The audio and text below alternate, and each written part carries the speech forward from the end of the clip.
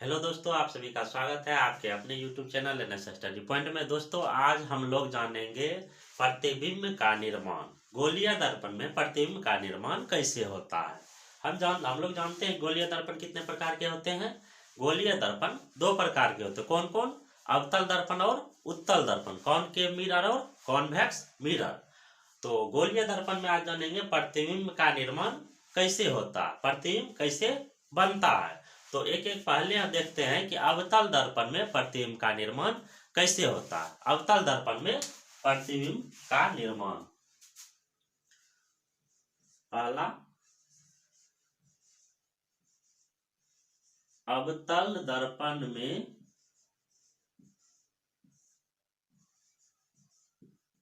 प्रतिबिंब का निर्माण।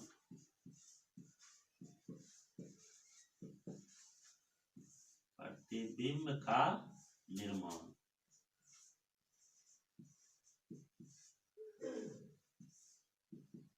कॉनकेव मिरर में प्रतिबिंब का निर्माण कैसे होता है, कहाँ रखेंगे तो कैसे प्रतिबिंब बनेगा, वस्तु से कितना दूरी पे रहेगा तो प्रतिबिंब कहाँ पे बनेगा, ये सब के बारे में। प्रतिबिंब के निर्माण के लिए मिनिमम 2 किरणें की आवश्यकता होती है। इसको याद रखिएगा दोस्तों, किसी भी वस्तु का किसी भी पॉइंट का प्रतिबिंब का निर्माण के लिए 2 किरणें की आवश्यकता होती है। देखते हैं, जैसे अवतल दर्पण में पहला केस लेते हैं। जैसे ये क्या हो गया, अवतल दर्पण। अवतल दर्पण में परावर्तक सतह जो होता है किनारे की अपेक्षा बीच में धंसा हुआ होता है। परावर्तक सतह किनारे की अपेक्षा बीच में धंसा हुआ होता है। दर्पण के मध्य बिंदु को क्या बोलते हैं? ध्रुव बोलते हैं, पोल जिसको इंग्लिश में बोलते हैं। और ध्रुव और केंद्र से जो लाइन गुजरती है उसको क्या बोलते हैं? प्रधान अक्ष या मुख्य अक्ष। इस गोलीय दर्पण का जो केंद्र होता है उसको वक्रता केंद्र बोलते हैं, और इसको फोकस बोलते हैं। जो वक्रता केंद्र का आधा होता है, ये इसको पोल बोलते हैं। तब इसमें डिफरेंट डिफरेंट पोजीशन पे रखेंगे वस्तु को, मतलब कहाँ वस्तु को रखेंगे तो कहाँ पे प्रतिबिंब बनेगा उसके बारे में जानते हैं। तो पहले वस्तु को रखते हैं अनंत दूरी पे। अनंत दूरी क्या होता है दोस्तों? चंद्रमा और ये सब सूर्य का जो दूरी होता है बहुत ज्यादा डिस्टेंस पे है, तो उसको अनंत दूरी पे माना जाता है। अनंत मतलब बहुत दूर पे माना जाता है। तो जब वस्तु अनंत पे रहेगा तब उसका प्रतिबिंब कहाँ बनेगा। तो दोस्तों, इसमें एक बात याद रखिएगा, नोट करके स्टार बना के, कि अनंत से आती प्रकाश की किरणें समांतर होती है। कभी ऑब्जेक्टिव भी पूछ सकता है, अनंत से आती प्रकाश की किरणें समांतर होती है या समांतर मानी जाती है। अनंत से आती प्रकाश की किरणें समांतर होती है।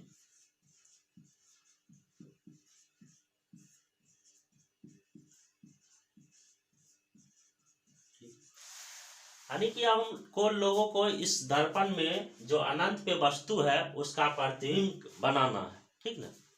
अब देखिए, कोई भी ऑब्जेक्ट अनंत पे है तो उसका क्या होगा, उससे अनंत पे, जब वस्तु अनंत पे हो, पहला केस यहाँ पे लिखते हैं, जब वस्तु अनंत पर हो तब प्रतिबिंब कहाँ बनेगा। तो अनंत से आती प्रकाश की किरणें क्या होगी? समांतर। मान लीजिए कि अनंत पे वस्तु रखा हुआ, तो वस्तु के ये होगा आपतित किरण, क्या होगा, बहुत सारा आपतित किरण आएगा, ये क्या होगी? समांतर। तो जो प्रधान अक्ष के समांतर आपतित किरण होगी वो एक बिंदु पर मिलेगी परावर्तन के बाद, दर्पण से परावर्तन के बाद। तो जब ये समांतर आई तो यहाँ पे मिलेगी, ये भी दर्पण के बाद यहाँ पे ही मिलेगी। तो यानी कि फोकस को ये कट करेगी 2 किरणें। हम बताएं प्रतिबिंब के निर्माण के लिए कितने किरणें की आवश्यकता होती है? 2 किरणें की। तो अनंत से आती प्रकाश की किरणें दर्पण से परावर्तन के बाद फोकस को कट करती है, रियली रूप से कट करती है, ठीक ना। तो प्रतिबिंब कहाँ बनेगा? जहां पे दोनों परावर्तन के बाद जहां पे दोनों किरणें मिलेगी वहीं पे उसका क्या होगा? प्रतिबिंब का निर्माण होगा। तो दोस्तों इस टाइप से हम देखें अनंत पे स्थित वस्तु का प्रतिबिंब कहाँ बनता है? फोकस पे बनता है। तो यहाँ पे प्रतिबिंब की स्थिति लिख देते हैं, प्रतिबिंब की स्थिति। ठीक, तो प्रतिबिंब की स्थिति, पहला प्रतिबिंब की स्थिति क्या होगा? फोकस पर। फोकस पर मतलब प्रतिबिंब कहाँ बनेगा? फोकस पर। इसका साइज कैसा होगा? बिंदु साइज। देखिए पॉइंट साइज कैसा होगा? बिंदु आकार, बिंदु आकार। तीसरा, ये सीधा होगा कि उल्टा? तो एक बात कंफर्म याद रखिएगा बस दोस्तों कि जो प्रतिबिंब वास्तविक होता है वो क्या होता है? हमेशा उल्टा होता है। तो यहाँ पे देखिए जब किरणें वास्तविक रूप से एक दूसरे को कट करती है तो प्रतिबिंब वास्तविक बनता है, समझे? जब किरणें वास्तविक रूप से कट करती है तो उसका प्रतिबिंब का निर्माण क्या होता है? वास्तविक प्रतिबिंब। ये क्या होगा? वास्तविक और उल्टा, वास्तविक और उल्टा। ठीक, ये होगा। ये तीनों समझ गए? तो ये था जब वस्तु अनंत पे हो तो प्रतिबिंब का निर्माण कहाँ होता है? फोकस पे होता है। वस्तु का साइज क्या होता है? बिंदु साइज होता है। वस्तु कैसा होता है? तो वास्तविक होता है और उल्टा होता है। समझ गए दोस्तों? ये अब दूसरा स्थिति देखेंगे कि जब वस्तु अनंत तथा जब वस्तु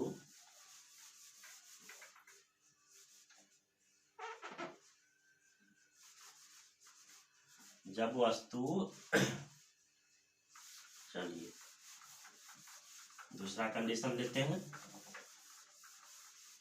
दूसरा कंडीशन में कि जब वस्तु वक्रता केंद्र और अनंत के बीच हो, जब वस्तु वक्रता केंद्र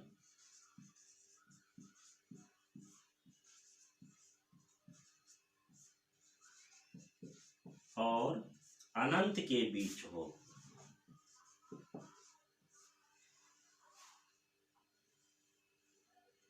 के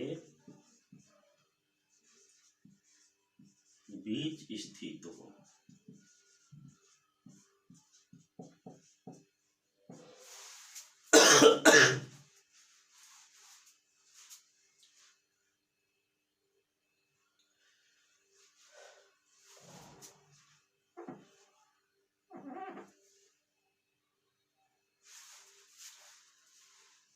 स्थित हो यानी कि ये वक्रता केंद्र है, ये फोकस है।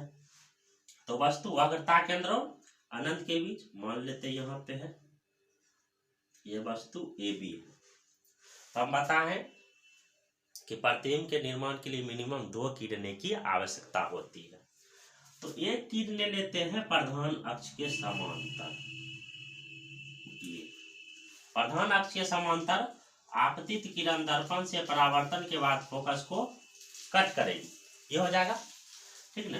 उसके बाद एक लेते हैं वक्रता केंद्र से, ये वक्रता केंद्र से। तो वक्रता केंद्र से जो किरणें आती है परावर्तन के बाद पुनः उसी रास्ता से क्या होता है? लौट जाती है, नहीं? तो देखिए दोनों किरणें कहाँ पे मिल रही है? यहाँ पे। तो यहाँ पे बनेगा आपको इसका प्रतिबिंब ए डैश यहाँ और बी डैश ए डैश बी, ठीक, ये प्रतिबिंब हो गया। देखिए वास्तविक पथ ये क्या है? उल्टा है, नहीं ये ऐसे है, ये देखिए पलट गया ऐसे। और वस्तु का प्रतिबिंब का निर्माण कहाँ पे है? तो केंद्र और फोकस के बीच में, केंद्र और फोकस के बीच में।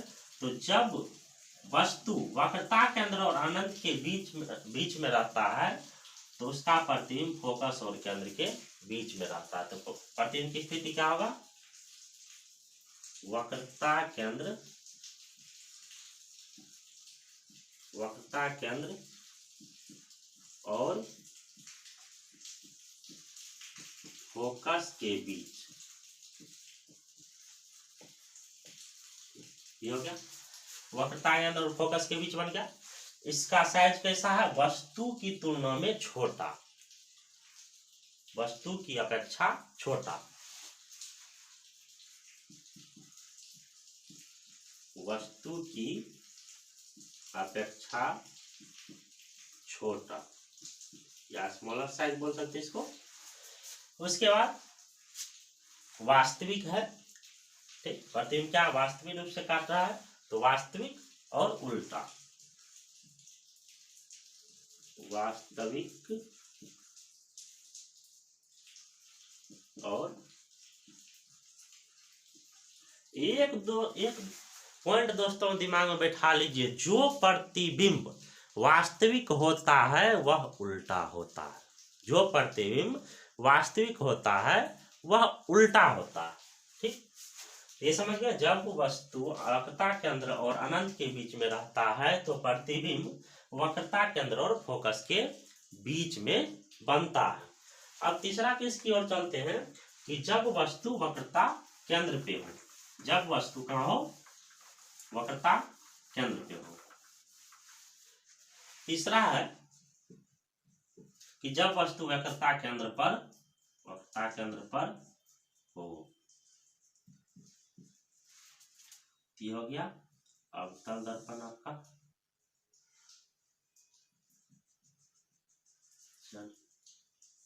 ये हो गया प्रधान अक्ष, ये हो गया पोल, ये हो गया फोकस, ये हो गया वक्रता केंद्र। अब जब वस्तु वक्रता केंद्र पे हो, ये तो वक्रता केंद्र से एक लेंगे इसके पैरेलल प्रधान अक्ष के, एक्स एक्स डैश प्रधान अक्ष है, तो दर्पण से परावर्तन के बाद फोकस को कट करेगी ये किरणें। एक लेंगे कहां से? ये कट करते हुए ऐसे निकलेगी। एक लेंगे केंद्र से, तो केंद्र से तो ऐसे ही आएगी, अब परावर्तन के बाद फिर रिटर्न हो जाएगी, ठीक ना। तो यहाँ पे वस्तु का प्रतिबिंब का क्या होगा? निर्माण होगा, यानी कि ये यदि ए बी है तो यहाँ पे ए डैश बी डैश, ये प्रतिबिंब होगा। तो इस स्थिति में क्या होता है कि वस्तु का ऊंचाई और प्रतिबिंब का ऊंचाई दोनों क्या होता है? समान होता है। और ये कहाँ पे होता है? जब वक्रता केंद्र पे वस्तु होता है तो प्रतिबिंब का निर्माण वक्रता केंद्र पर ही होता है। वक्रता प्रतिबिंब की स्थिति कहाँ है? वक्रता केंद्र पर, और वस्तु की अपेक्षा ये क्या होता है? साइज इसका बराबर, और ये कैसा है? उल्टा है, तो उल्टा है तो वास्तविक होगा, यानी वास्तविक और उल्टा, वास्तविक और उल्टा। यानी कि जब अवतल दर्पण में वस्तु वक्रता केंद्र पे हो तो इसका प्रतिबिंब भी वक्रता केंद्र पे ही बनेगा, सेम साइज का होगा, वस्तु की अपेक्षा प्रतिबिंब उल्टा होगा और वास्तविक होगा। समझ गए। अब चौथा केस देखते हैं, चौथा फोर्थ, जब वस्तु वक्रता केंद्र और फोकस के बीच हो, जब वस्तु वक्रता केंद्र और फोकस के, वक्रता केंद्र और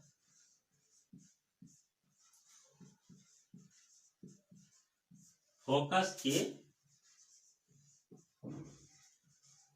बीच स्थित हो, तब क्या होगा? जब वस्तु वक्रता केंद्र और फोकस के बीच स्थित हो,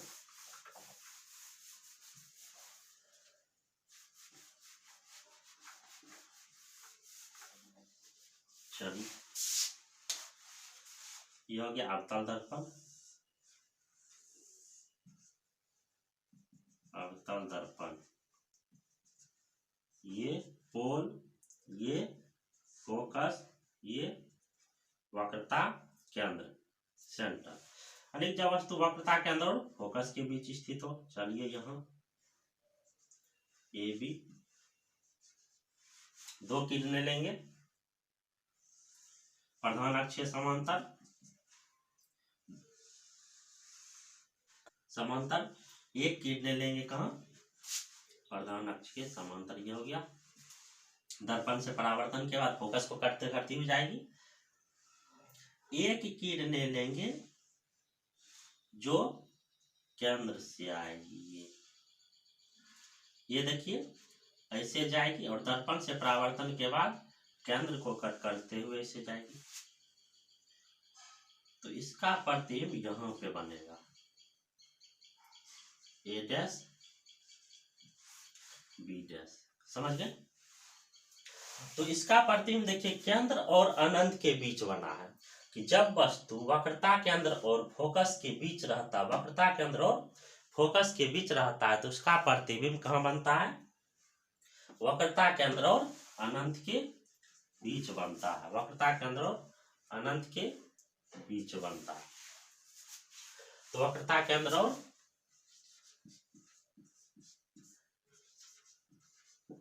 अनंत के बीच वस्तु की स्थिति हो गया वक्रता केंद्र और अनंत के बीच। इसका साइज कैसा होता है, वस्तु की अपेक्षा बड़ा,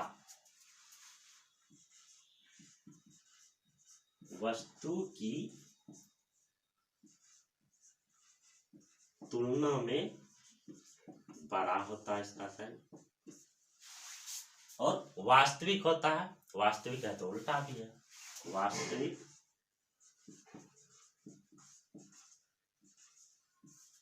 तथा उल्टा। ये फोर्थ केस हो गया, जब वस्तु वक्रता केंद्र और फोकस के बीच में रहता है तो उसका प्रतिबिंब वक्रता केंद्र और अनंत के बीच बनता है, समझ गए। अगला केस चलते हैं, पांचवा, कि जब वस्तु फोकस पे स्थित हो, जब वस्तु कहाँ हो, फोकस पे स्थित हो, जब वस्तु फोकस पे स्थित हो तब उसका प्रतिबिंब कहाँ बनेगा। तो पांचवा है जब वस्तु फोकस पर स्थित हो,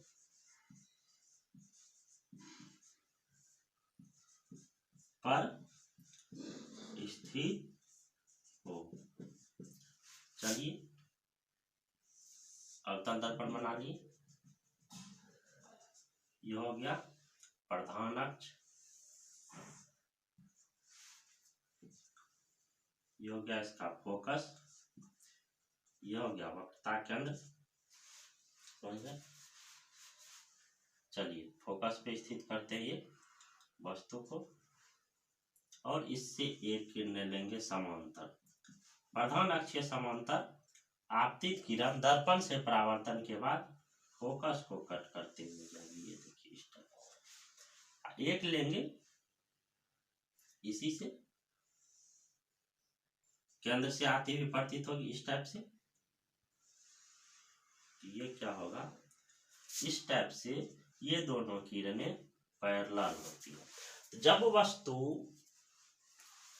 फोकस पे रहता है तो उसका प्रतिबिंब अनंत पे बनता है। अनंत पे इसलिए बोलते हैं कि ये दोनों किरणें पैरेलल रहती है और यह ज्यूम किया जाता है कि अनंत पे जाकर के दोनों मिलती है। तो जब वस्तु फोकस पे रहता है तो उसका प्रतिबिंब अनंत पे बनता है और वस्तु की अपेक्षा बहुत बड़ा होता है और उल्टा होता है। ये कहाँ पे बनता है, प्रतिबिंब की स्थिति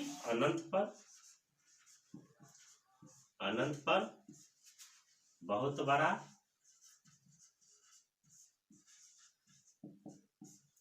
और वास्तविक तथा उल्टा, समझ गए।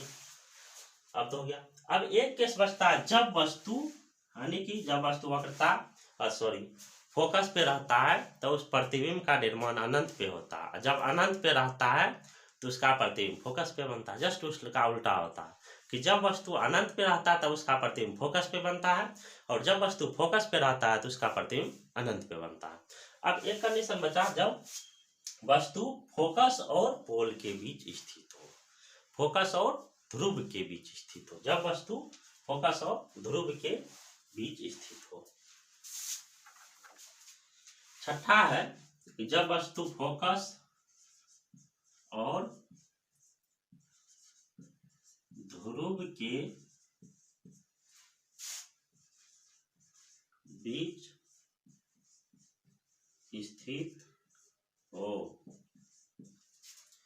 चलिए अवतल दर्पण बनाते हैं। ये हो गया अवतल दर्पण, समझ गए दोस्तों, ये हो गया अवतल दर्पण। अब एक इस पे बनाएंगे प्रधान अक्ष, ये एक्स एक्स डैश आपका हो गया प्रधान अक्ष। ये हो गया वक्रता केंद्र, ये हो गया फोकस, ये हो गया पोल जिसको ध्रुव बोलते हैं। यानी कि अब वस्तु कहाँ पे है, फोकस और ध्रुव के बीच, मतलब यहाँ पे। तो जब यहाँ पे इस टाइप से वस्तु रहेगा तो प्रकाश की किरणें समांतर लेंगे, तो दर्पण से परावर्तन के बाद फोकस को कट करते जाएगी इस टाइप से, समझ गए। एक किरणें लेंगे यहाँ से जो केंद्र से आती हुई प्रतीत होगी, तो ये दर्पण से परावर्तन के बाद फोकस को कट करेगी इस टाइप से। इधर देखिए, जब इस स्थिति में ये किरणें इधर फैलती हुई जाती है और वो एक दूसरे को कभी कट नहीं करेगी, तो कट कहाँ करेगी, इसको जब पीछे की ओर बढ़ाते हैं तो देखिए यहाँ पे कट कर जाएगा। तो इसका प्रतिबिंब ए बी वस्तु का प्रतिबिंब ए डैश बी डैश, यानी कि एक स्थिति ये है जब फोकस और ध्रुव के बीच रहता है तो उसका प्रतिबिंब दर्पण के पीछे बनता है, आभासी बनता है। आभासी क्योंकि ये देखिए आभासी रूप से कट कर रहा है, काल्पनिक रूप से, वास्तविक रूप से कट नहीं कर रहा है। तो एक ही कैसे अवतल दर्पण में जब वस्तु फोकस और ध्रुव के बीच स्थित हो तब उसका प्रतिबिंब दर्पण के पीछे बनता है, सीधा बनता है तथा वस्तु की अपेक्षा बड़ा बनता है। तो कहाँ हो प्रतिबिंब की स्थिति, दर्पण के पीछे पीछे। आकार कैसे होगा, वस्तु की अपेक्षा बड़ा,